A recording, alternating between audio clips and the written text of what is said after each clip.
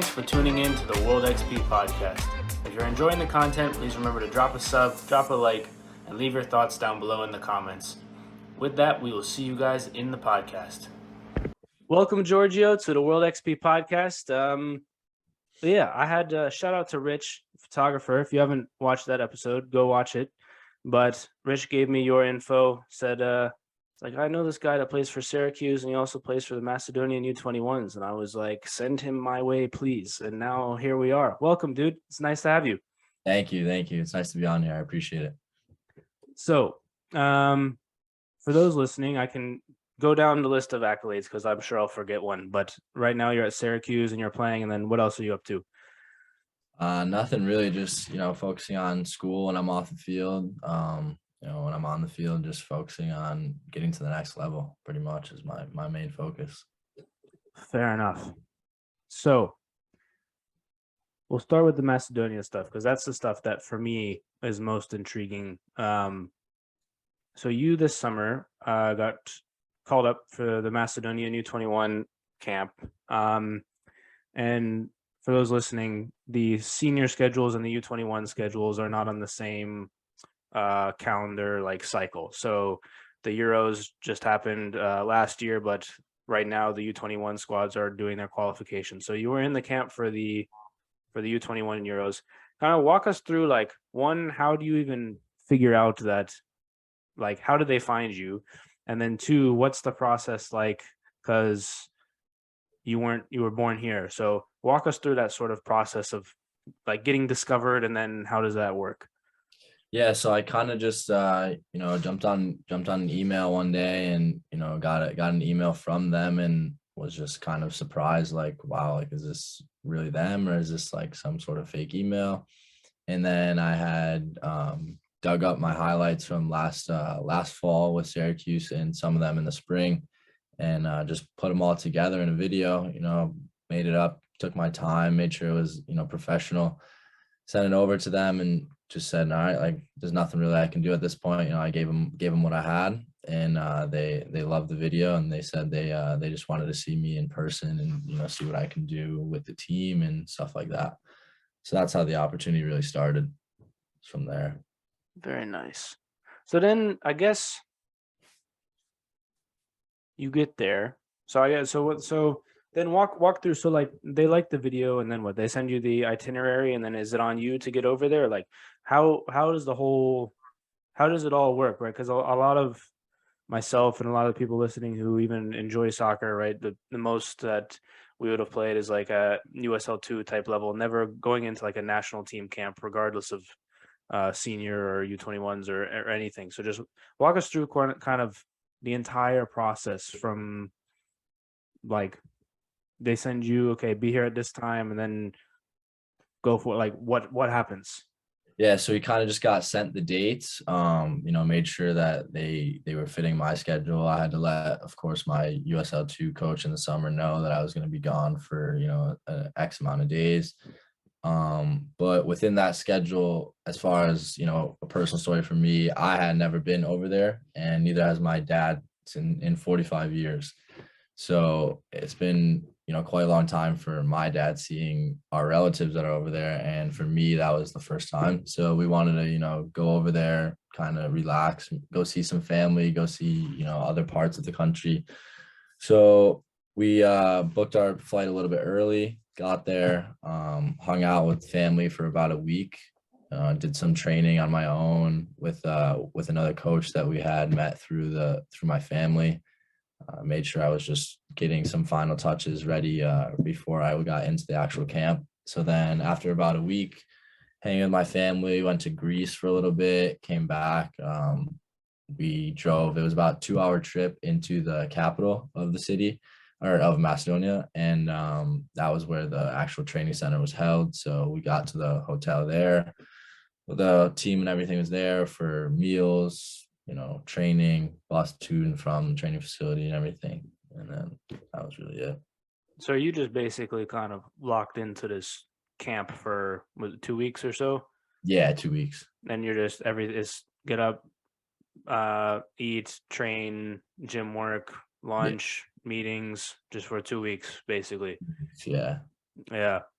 So was there like a language barrier for you that was difficult?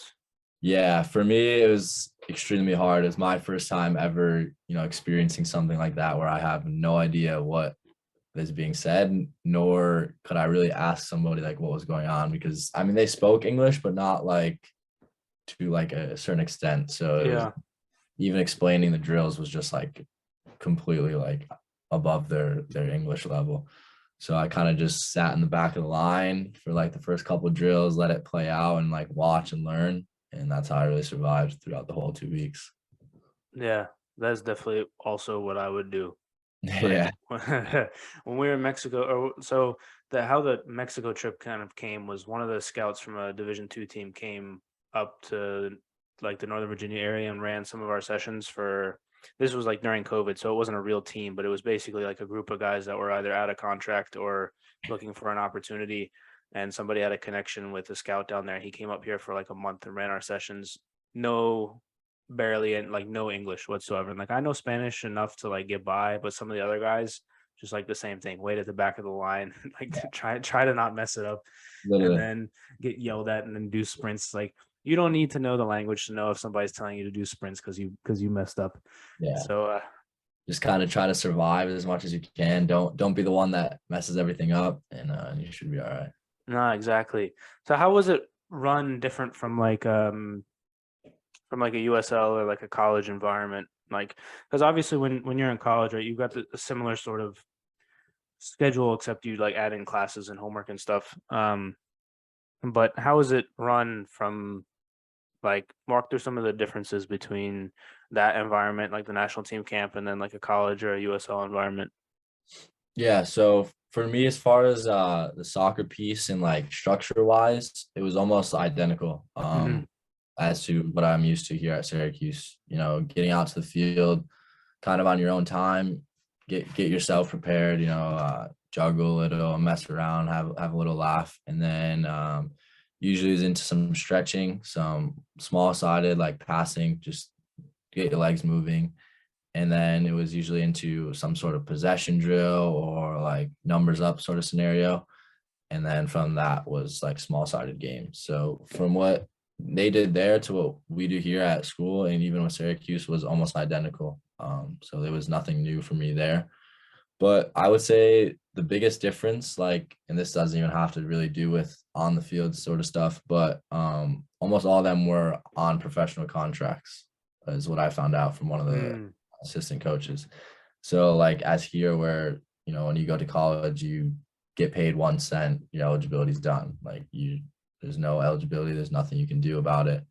Whereas there, they're on, money from anywhere, any amounts of money to $1,000 a month to I don't know. Like there was a kid that was on $400,000 a year. So there Yeesh. were yeah, there were some different price ranges, but it was just different. Like knowing that these kids are all making money, whereas I was coming in, I haven't really made any money, haven't made any Hmm. soccer wise. How knowing that did that help you like after you got through the camp and well, I assume you're like, yeah, I can play with all these guys. Did that kind of help give you the next sort of confidence boost that you're like, yes, I'm good enough to go do something elsewhere afterwards? Like, Yeah, yeah. like what's it like? Like, what's it like playing with? Well, I guess just what's it like playing with those sorts of guys, especially like the ones that maybe are on teams that like would be more recognizable.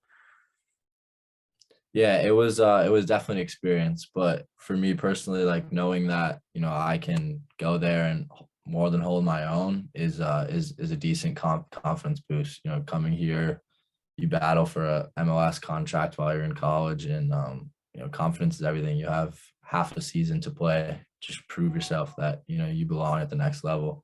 So confidence for me and I know for a lot of other my teammates is huge. So that coming into the season with that confidence was big for me. What position do you play? I realized I didn't ask you that before. Like center mid, so anywhere in the midfield, like play six, Yeah. eight. Yeah. Especially for those positions when when you know that you've got the confidence that you can just go run a game. like basically on like, and your touches are going to be sharp. Your awareness is sharp. The speed of play mentally is up there. And that's like, I don't know, playing 6 or 8 when you're just running the game and you feel good is almost like no other feeling. I feel like even like obviously scoring, but like Yeah. you know what I mean though. Yeah, 100%. When the game starts and your team has had 3, 4 attacks and you've built from the back from each one, you just know the rest of the game, like it just feels like nothing. Nobody can stop you. Nobody, like you're in a rhythm and it's just like it's done for the other team. Yeah, those are the best games. All right, so I know we were talking before that you weren't able to play in the matches because your papers and stuff weren't all the way through, but were you like you traveled with the team and stuff as well? I did not when they went for one game was home, one was away. So So for the home game, were you involved a little bit at all? Like, were you there for match day preparations and all that stuff? not really. I kind of just stayed out of the way as far as Okay. the preparations and everything. I didn't really understand any of the language anyway, so Oh, I fair figured enough. I let them be, and I kind of just hung out with my dad the day and then watched the game. Fair enough. Um, all right. Well, that scraps that question. That's all right. It happens. Okay. So then, the next sort of thing I want to touch on is like life of the Division One athlete, because I know tons of people that were D3 athletes and kind of you got the feeling, right, they're super busy, but then you hear these stories about the D1 athletes where they're basically just like they have negative free time because in the off season they're still doing stuff. Whereas with D3, there's rules like we could only have I think 16 practices in the spring, and then it was kind of like you kind of had spring like off almost. Touch on sort of your schedule, like your day to day in season as a D1 athlete. Yeah, so for me, it's pretty busy, in my opinion. Especially during the season, it's pretty crazy. Usually try to get so we have our training block time is at 2:45, so we have training at 2:45 every day. For the guys that don't have class right before training, we usually should be in the locker room 45 minutes prior. So you have to be there by 2. I usually have class from around 8 to 1, 12:30, 1 around there. So usually go to class, take notes, whatever, get on the bus from class to the locker room facilities and, grab something to eat over there, a quick bite. Then, if I have time, I like to get a quick lift in before training on some days, obviously not every day, but then from, that quick lift, I go straight into train, come home, do some homework. Usually, I'm in the business school here, so it actually gives a lot of homework. I think it's pretty challenging. But yeah, it's pretty busy day to day. Yeah, for sure. I was also not meant to disparage D3 athletes because they're also stupid busy, but Yeah, for sure. but like I guess more what I was getting at is kind of like the long away days. Like our conference was kind of everything was drivable, Mhm. like within reason. Do you guys have games that are not drivable at Yeah, all? And how do you guys handle those? we usually fly for a couple games a year. Like this year, we have to play Clemson, which I know for a fact we'll fly. Usually, those are long days, so we usually play ACC games on Friday. Hmm. So we'd probably leave Thursday morning quite early. We'd have to be in the facility probably like I'd say 4 a.m. Get in there. Our jerseys and everything are laid out. Well, we bring our duffel bags and stuff. So we come in, grab our jerseys, make sure we got our cleats, shin guards, everything. Then jump on a bus to the airport. Our flight is usually around, I'd say 8, 9, something like that, or maybe a little bit earlier, 7 or 8. And then, fly down there. If we have a connecting flight, it makes the day even longer. But yeah, it's usually on the Thursday, we'll jump on another bus, drive to the hotel, rest, shower for maybe an hour, then we're back on the bus to go train and kind of loosen up our legs before the Hmm. game. Yeah. Yeah. I think that's one thing that people don't realize is the grind the travel takes on you. Especially like for you guys, you just fly like I don't know, a couple times, 3, 4, 5 times a season. But for like the guys on pro contracts that are flying or traveling to those games like once a week or every other week, like the grind it takes, the toll it takes on you is like it's You don't think honestly, about it until you're part of it, I would say. Until yeah, like I didn't even think about it. Like, yeah, we fly a couple times and you think it's bad, but imagine, like you said, those guys that are, flying two times a week. Like it's crazy. yeah. Like even like the ones in the Champions League, like you have an away game on the Saturday, and then you're flying to like, well, not Russia at the moment, but like you're flying to like somewhere Mm. crazy like Azerbaijan or some random place for the game on like a Tuesday or Wednesday. You got to fly home, and then if you have another away game, then you're back on the jet to the other place. Like, also the logistics people must be like hating their lives, honestly. Yeah. Yeah, honestly, for sure. Um. All right. Well, fair enough. Busy guy. Did you watch Champions League games this week? I watched the second half of PSG Juventus. We have training usually at that time at 3, so we don't really get to Oh, watch that them. sucks. Do you see the Yeah, results? terrible time. I did see the results. Yes, What do you think about Liverpool, dude? Liverpool is in quite of a shocking, time right now, and I'm not opposed to it. I'm a big Man U fan, so There I'm you kind go. of loving life right now. You guys are. We can get to them in a second, but I just wanted to. Trent. Trent for me is one that I don't. He's like I can't get like a good handle on him. Like he's a great player, obviously, but like the they showed the clips of in the Champions League halftime show of the game against United, like where he was on a lot of those chances, just like not doing anything. And I was like, what are you? I was like, what are you doing, dude? Like you're supposed to be one of the best right backs in the world, but you're getting beat by simple 1-2s, and like I can't get like obviously the pace of like Rashford and Alanga and all them is like nuts, but still, I don't know. Like, have you, like when you watch? Do you watch the Liverpool United game? Yeah, yeah. What were your like? Well, I guess thoughts on him, but the game generally.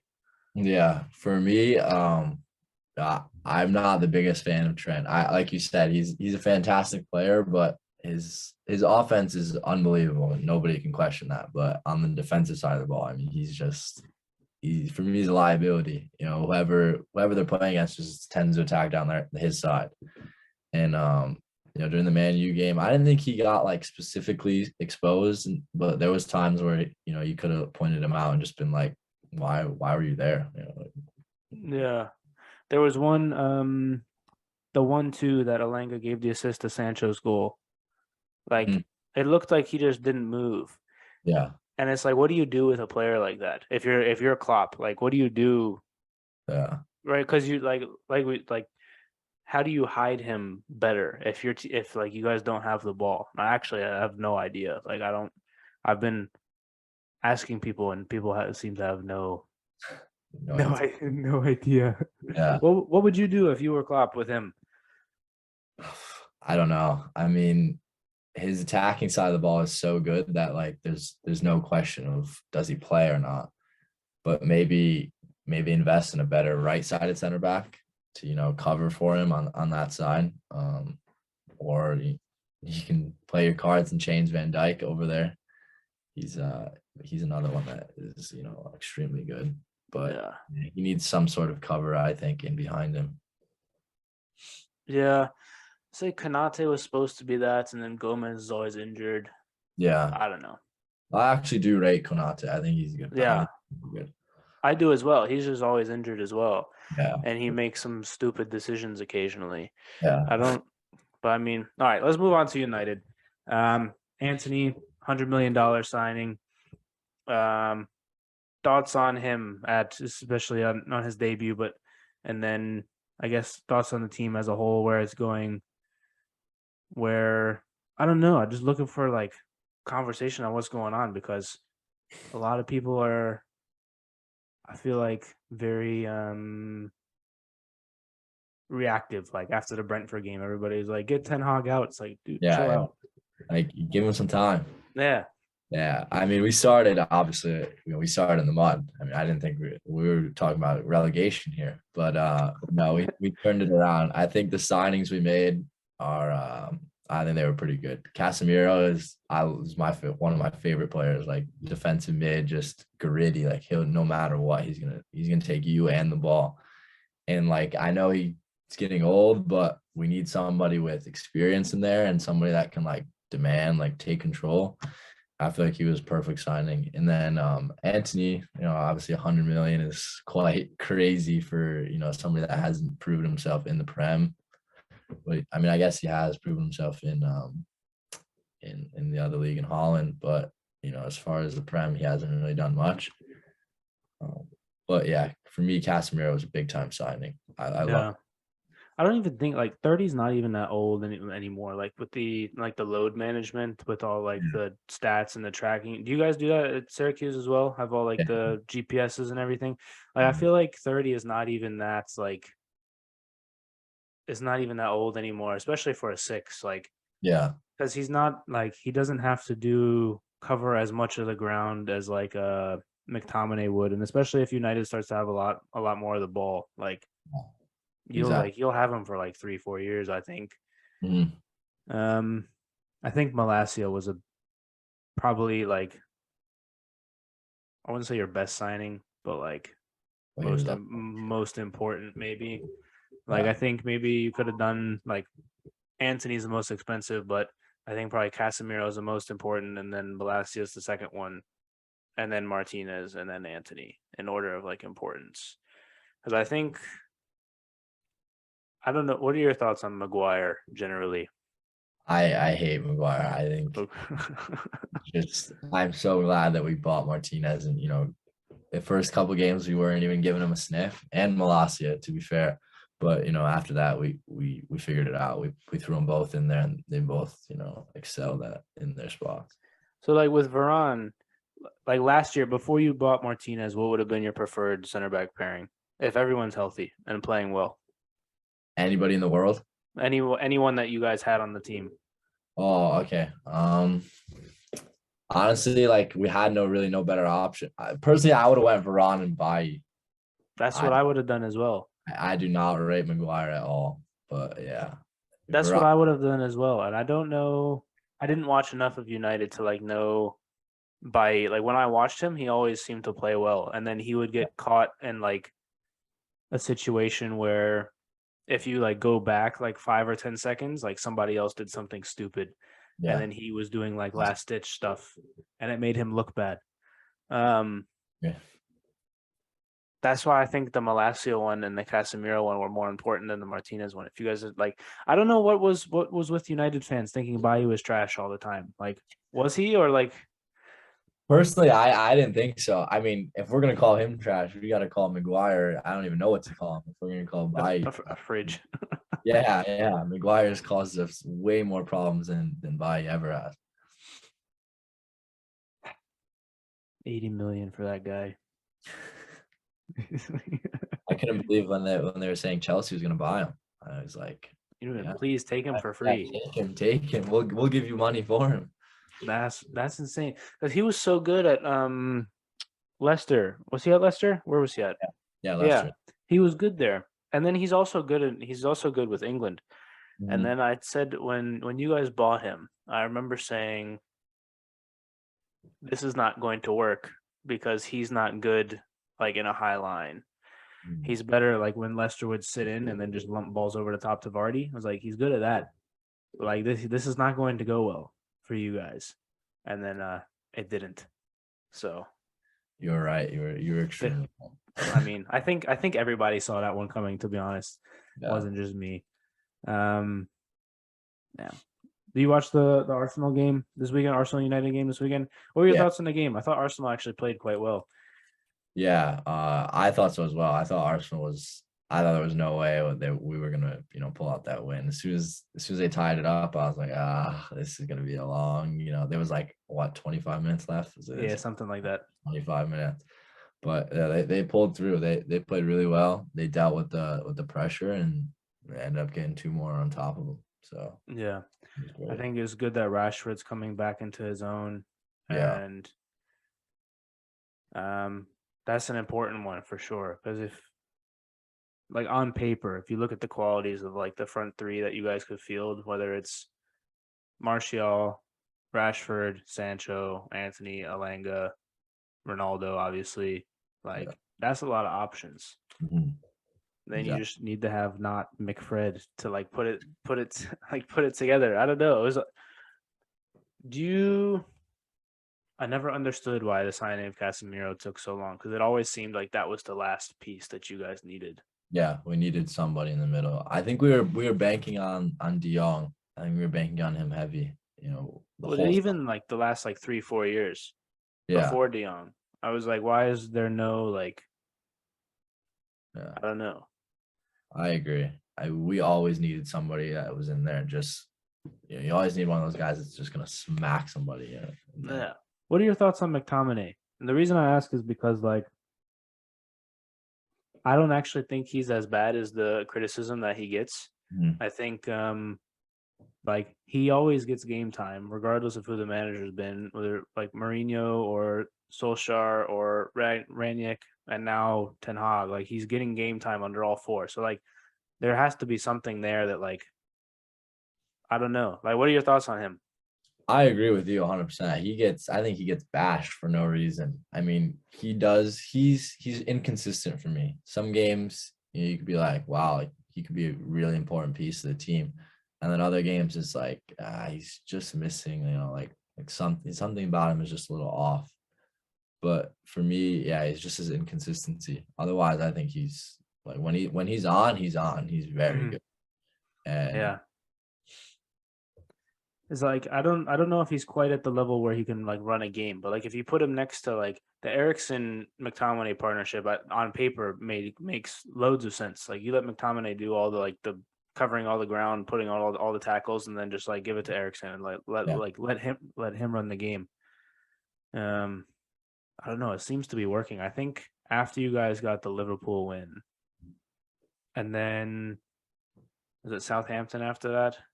I think so. Yeah, yeah. I don't remember. You guys had two like kind of ugly wins. Mhm. Um, and then when the like going into last weekend, I was like, all right, this will be the test for like how are they playing? Because I don't think he hasn't changed the lineup, Yeah, and I don't know. There's something about like the Dutch coaching style where it's either like you're either gonna get a great team or you're gonna end up like Koeman at Barca where like everybody hates you.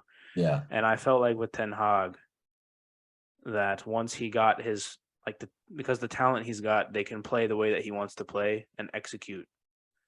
And so I feel like once they got rolling, like I was almost like, yeah, top four. But Yeah, I don't know. I agree. I think we started off shaky, and then the Liverpool game gave us a little boost. But now I'm kind of like, all right, we had our boost. I'm like waiting for the downfall, but I hope it doesn't come. But I mean, the past couple of games we've been terrific. I mean, we beat Arsenal top of the league. The other 2 games we grinded them out, but sometimes that's what you got to do. If you were gonna pick your top four now, Oof. I'd go City. I think City are gonna win it for sure. yeah, I think so as well. I think that's a foregone. Like Holland has scored like 37 goals in 4 games or whatever It's the been stupid number is. it's insane. Yeah. I'd go City, then I'd go Arsenal, then I'd go Tottenham, Man U. City, Arsenal, Tottenham, Man U. Yeah, I rate it. I agree actually. Um, yeah, I agree actually 100% with that. Now that I'm thinking about it, I hadn't thought about it before I asked you to Yeah, be to be Chelsea totally honest. Chelsea, so I don't it looks like they'll get Graham Potter from Brighton. from Brighton. Yeah, they've been terrific too. Yeah, Brighton has been really good. Um, I don't know. We'll see how Aubameyang fits and Fafana and Koulibaly. But I think this is going to be one of the best seasons like for just good games overall in the Prem for like a while. Because like the last couple of years has been like you're always looking forward to the City Liverpool games, but now you're like, all right, City's gonna beat everybody, and that's fine. Yeah. But then like 2 through 8 almost, depending on if West Ham get their shit together. Yeah. You could have like Anybody. any of those would be like really good game. Who did West Ham just sign? Who did they sign on deadline day? That was like a big signing. Was it Paquetá? Yes, him. Yeah. He's a baller. Yeah. He's so good. So like if 2 through like 8 could all have like on their day could beat any of the others. Like we're gonna be in for some like really good games. And then I don't know. I'm excited, man. Yeah, that's why the Prem is. I love watching the Prem. Like, even if like we said, as an athlete, like we're busy and stuff. Like sometimes you want to sleep in, but like if there's a good game on at 8 a.m., I'm getting up to watch it if it's a Prem for sure. Yeah, you have to. Yeah. Let's see, dude. I don't like. I'm realizing not that this is a knock on you, but I realize how busy you are and how little time you must have to like consume other stuff. Yeah. Which is nuts. It's cool, but it's also insane. Like if you think about it, like my days are spent often like in like individual training just because I like doing it and like gym stuff and then work and then this. And so I have a lot of time to like kind of see what's going on in like other places. Yeah. And I'm at a level of busy where I feel like it's good to do that, but I feel like with you guys, you're at a level of busy where you literally have no like bandwidth to even like consider. Like you're lucky if you get one game in because you might have just flown back in from a Friday like ACC game and then you're just like knocked. That's nuts. Yeah, the footballing piece is tough, especially like Champions League, because when like it's getting towards the end of the year and I don't know, Bayern's playing Man City at 3:00 and it's like we have training. It's like, oh my god, like this is like literally the best game of the year. We have to miss it. It's like, coach, Yeah, wait. Can our training be watching the game for film study? It's like no. Yeah, honestly. Oh, damn. Let's go back to a Prem for a bit because I want to. So Liverpool are in kind of. I saw a post today. It was like Klopp resigned at Mainz after 7 years. After Dortmund 7 years, this is his 7th year at Liverpool. So I don't know. I feel like when Klopp got to Liverpool, like when he was at Dortmund, I was like, because I'm a Dortmund fan. So every time we get something good, we like sell it, and I'm like, yeah, God bless America. Yeah, except for Royce. Royce is a lifer. Yeah, never gonna leave that guy. No, but when Klopp got to, so I knew when he was at Dortmund that he was going to leave. But when he got to Liverpool, I was like, he might be there for like a really long time. And now it's looking like I don't think he'll leave. I don't think he'll get sacked. If he leaves, I think it'll be because he wants to leave. Yeah, I agree. But yeah, if Potter goes to Chelsea, that'll be interesting as well. Because Brighton have given like everybody trouble. And then Spurs, I feel like, are flying a bit under the radar. Yeah. Because they've been winning, but they've been winning ugly. Like they beat Nottingham Forest when they just scored the first goal and then sat behind the ball. And it's like, what are you doing? Literally, you have Kane and Son and like all these guys, and you're just gonna like defend against Nottingham Forest. Like just got up. Yeah, I agree. Tottenham's definitely a sleeper pick. I personally, when people were saying like, oh, before the season started, like Tottenham's gonna be up there, I was like, I don't know. But then like I seen the videos from like their preseason, like those guys were just going through hell. I'm like, they look ready. So I like those videos just like kind of convinced me, like, yeah, they might be up there. They might. That's why I think it'll come down to like very close points or goal difference or something. Because when you looked at Spurs squad last season, and then the signings they made, like the Perisic signing to like play him at that left wing back spot. Yeah. And like Romero was hurt for a lot of the year. And then Dyer, I think, has always been underrated. Eric Dyer. Mhm. So I don't know. And then like Ryan Sessegnon is starting to play well. And then Emerson is starting to play well on the right. And you look at kind of like Conte has built like his like exactly what he wants in his squad. Yeah, teams that And fit his style perfect. yeah, and when he gets those, he tends to win. So like even like Serie A, he would win. Like Chelsea, did he win the Champions League with Chelsea? No, he didn't. Did he win I the league with Chelsea? He won the league with Chelsea, I think. won the league, yeah, not the Champions League though.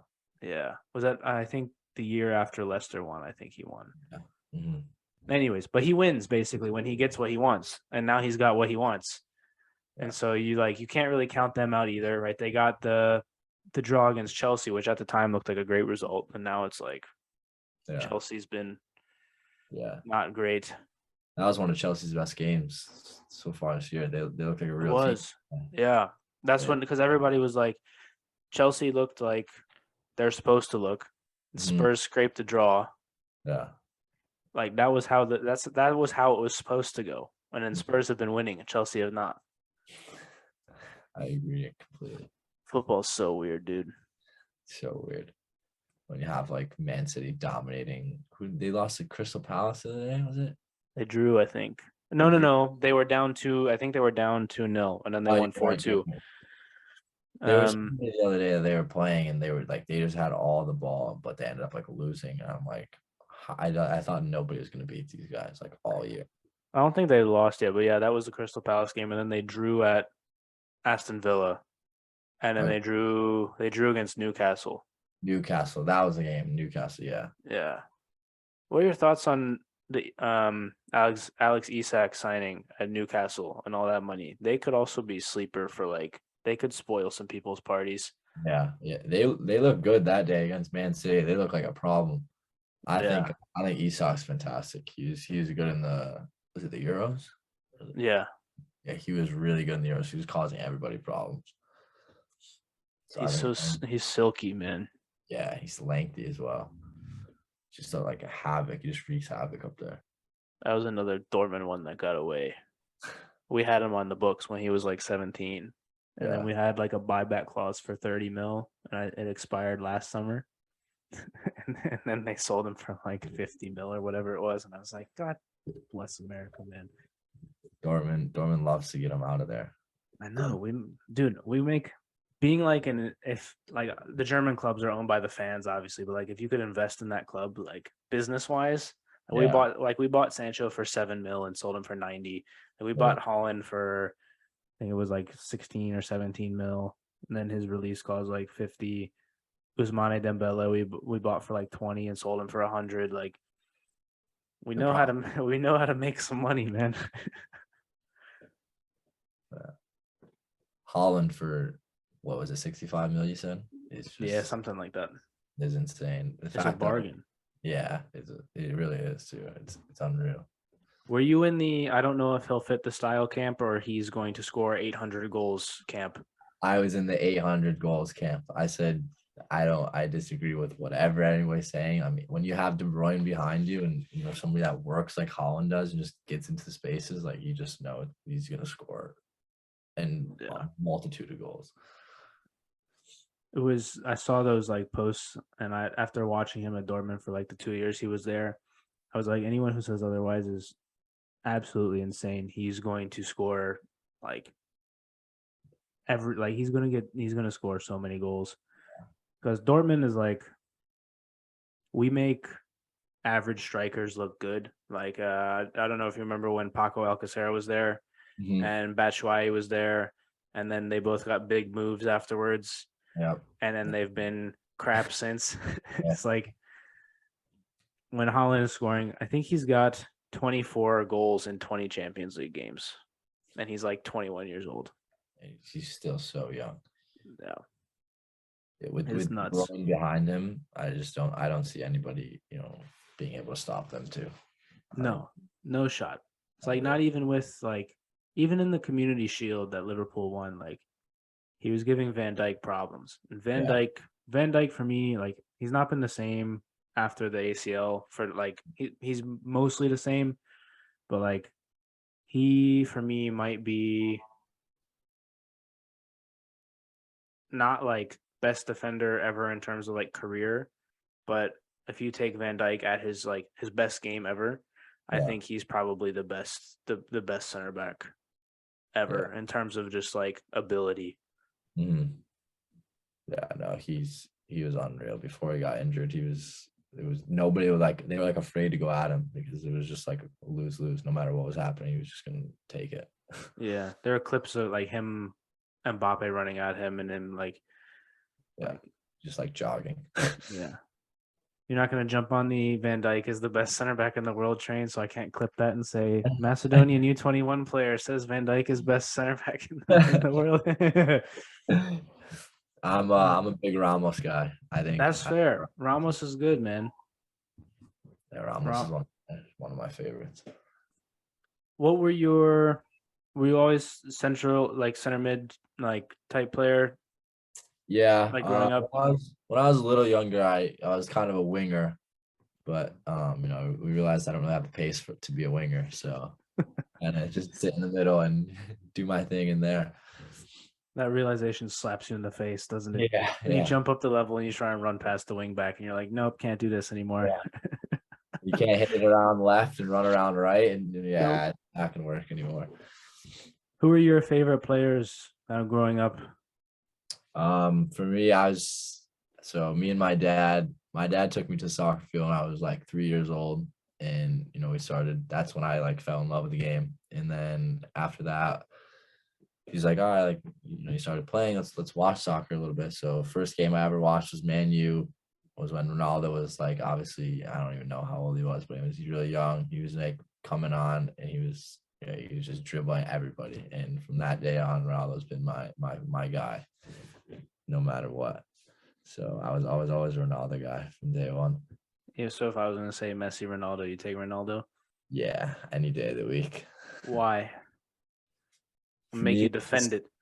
he's Messi is undoubtedly, better in certain areas, but when you want to win a game and you want like in the highest pressure moments, I think Ronaldo blows Messi out of the water.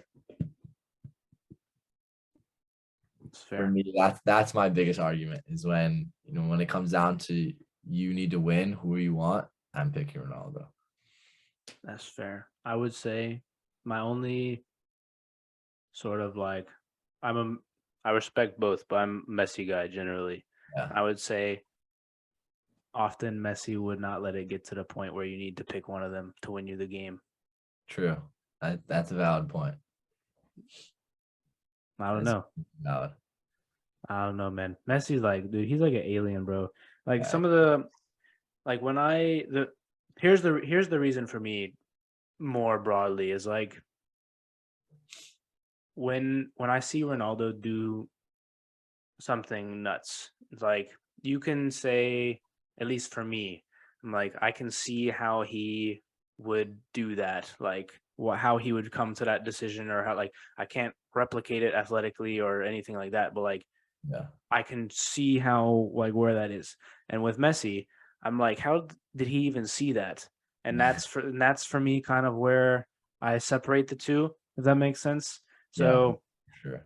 I don't know, just like some of the runs that like he like how he gets it, like how he gets out of spot. Like when Ronaldo dribbles at somebody, is like it's more like you know what he's gonna do and you just can't stop it. Yeah, Whereas like with Messi, for me, it's like I didn't even know that he saw that thing existed because I had to watch the replay to see where he saw the angle to like.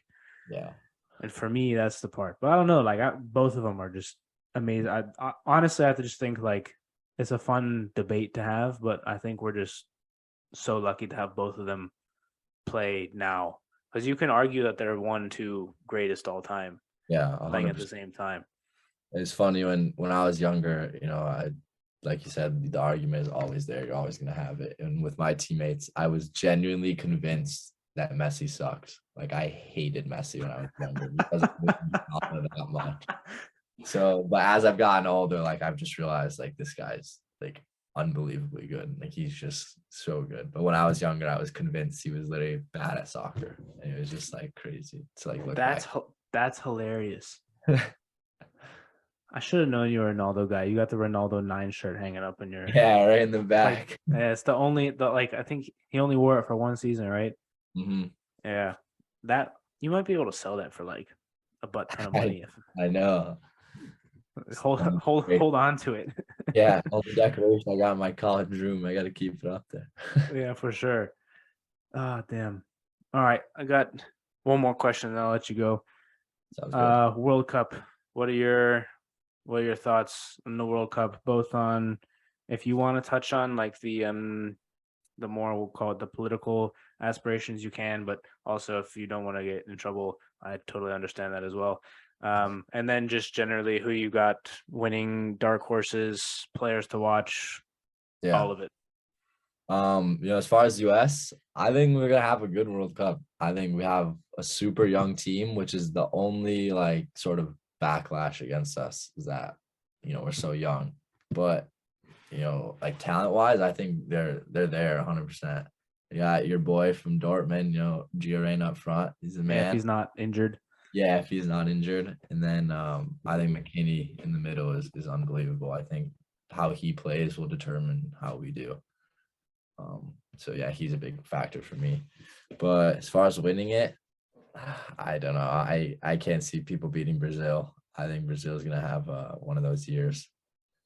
I think they're really deep up front and in the back, even in the middle, like everywhere. They're just solid. Yeah. I worry about them fullbacks, Yeah. but that's it. Like I can't even think of Danilo, I guess, and maybe Renan Lodi. Hmm. I don't know. I don't know who else they would have. Yeah. Hmm. They lost their golden generation of Dani Alves and Marcelo. They did. Or They two. did.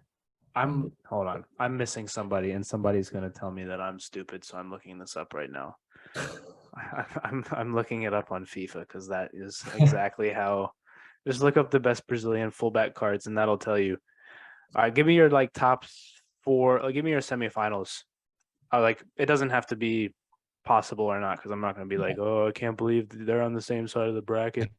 Like, Yeah. I was gonna say, yeah, if you would have asked me that, I would have been screwed because I have no idea what the bracket looks like. no, I But don't. I don't either. so Brazil obviously I think will be in it. Yeah, I want to say Portugal will be in there. I think Ronaldo's last go at it. I think they got a strong team behind him. Um, I think Argentina will be in.